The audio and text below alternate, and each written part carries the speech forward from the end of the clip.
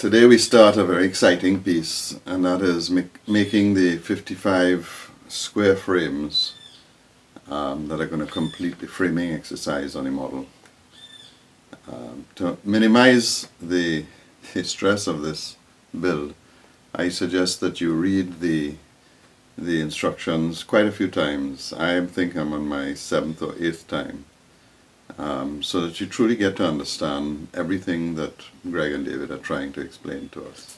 The other thing that I learned to do quite early in this whole practicum is, if you're having difficulty understanding, you leap in and start to build with the full knowledge that you're probably going to end up throwing away the part you're working on, but you use it as a teaching tool. So that's what I have actually done, and it really helped me get to understand exactly what the written word was trying to say.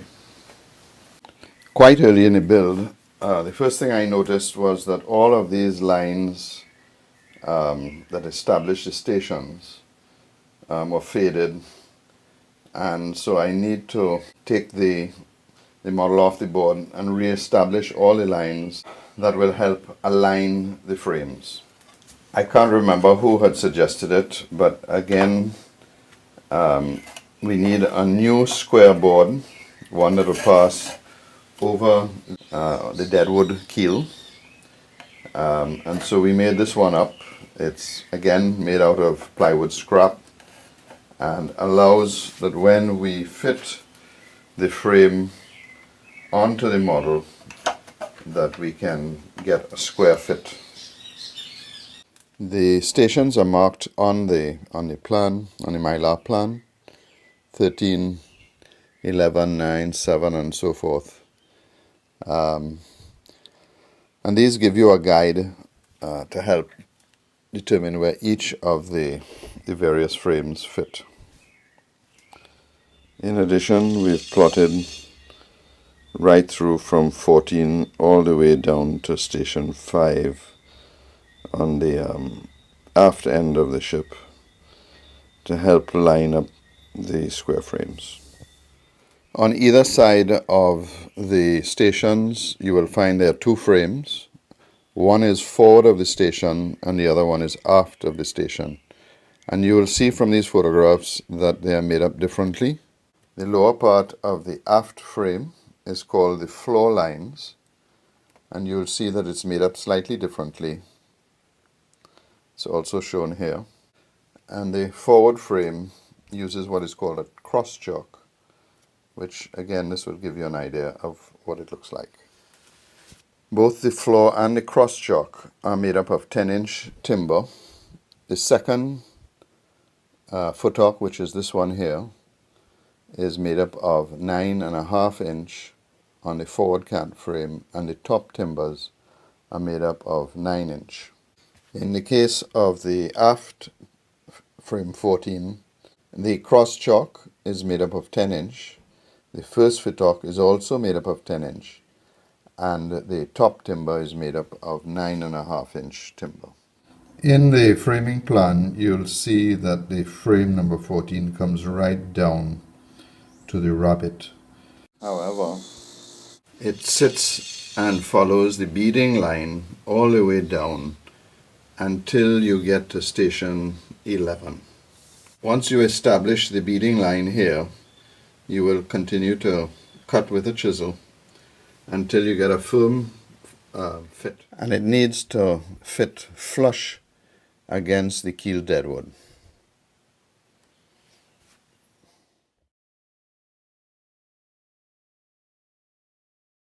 That means we'll have to taper the inside so that it gets a nice flat finish. Otherwise you're going to end up where on the back side it's touching the deadwood, but on the front side there's a space.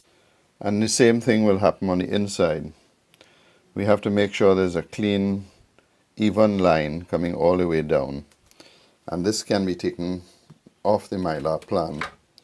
Or another way of doing it, which is shown, is that you can actually seat this piece and work out, while it's still a piece, what the slope is by putting it against, in this case, number 13 so that you get a clean sloping line.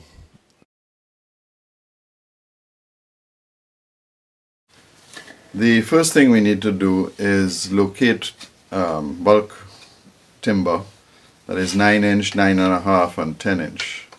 We're not trying to save wood right now, we're just trying to get the first two correct, and so we'll deal with the economies of cutting out multiple pieces later on. Right now we're just trying to get it correct. This is the aft frame. It shows you how the various pieces are cut. These are cut rough. They have been cleaned up on the sander. And this is the forward square frame. In very much the same way that we built the cant frames, we have built the square frame. So I've used the same building board. I'm using scarf joints, and we're going to do the same thing. We're going to use 5-minute epoxy.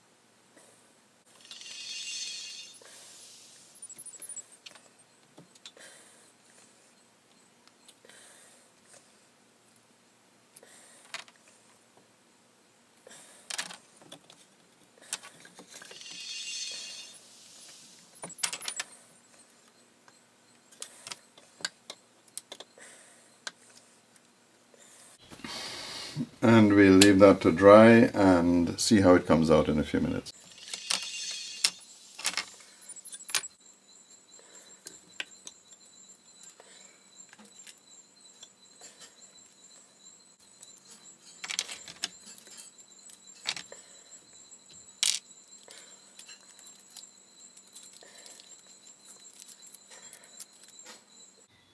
The epoxy is still a little pliable, so we leave it until tomorrow and clean it up.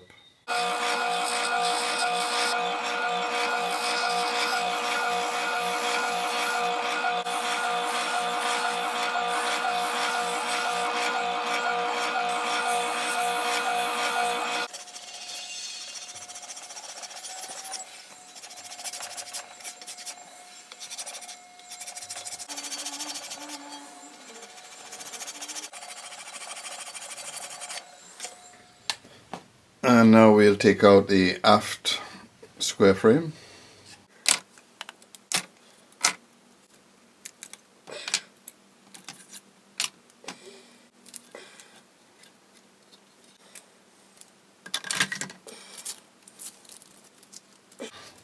The epoxy is really nice and hard.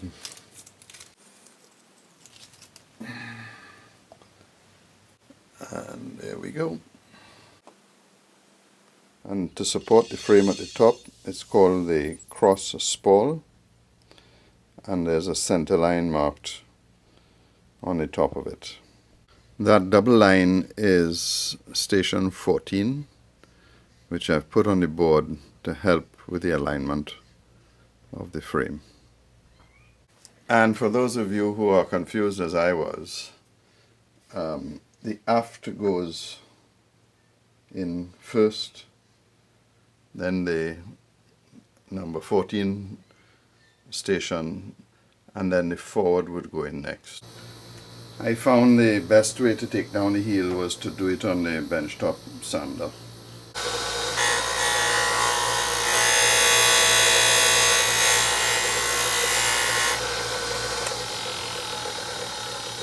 It takes it down very even.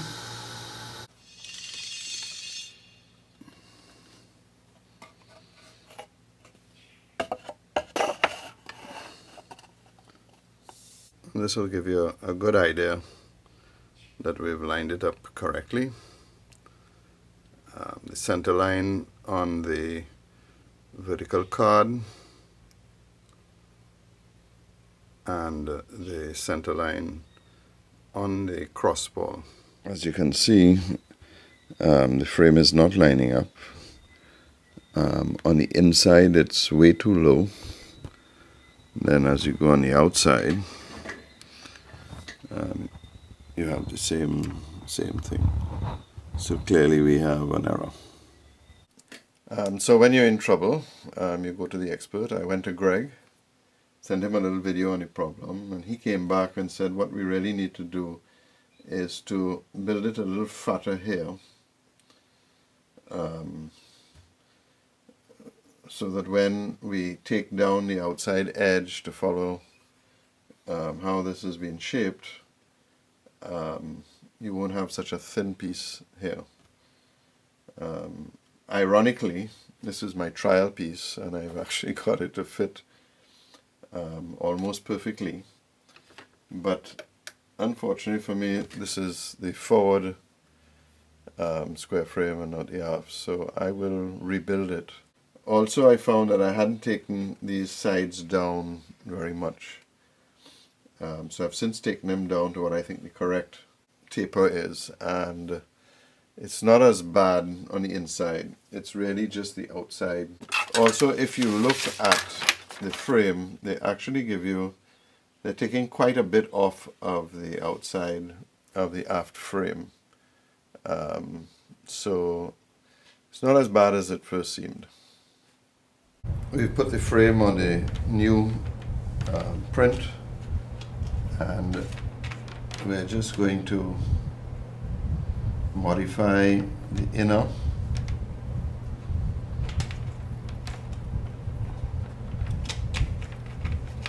The frame makes much better use than a French ruler. The same thing on the other side.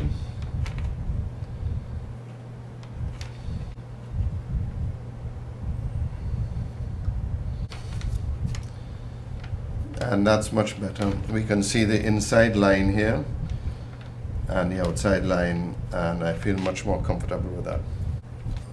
So this is the final drawing, and it's the heavy inner line that we're going to follow. The outside line doesn't matter because we're going to taper that down, and 14 forward we have that correct. That's going to be fine. Here is the fat one all done. You can see that it's quite a bit fatter than the correct size, and we'll glue it up and see how it fits.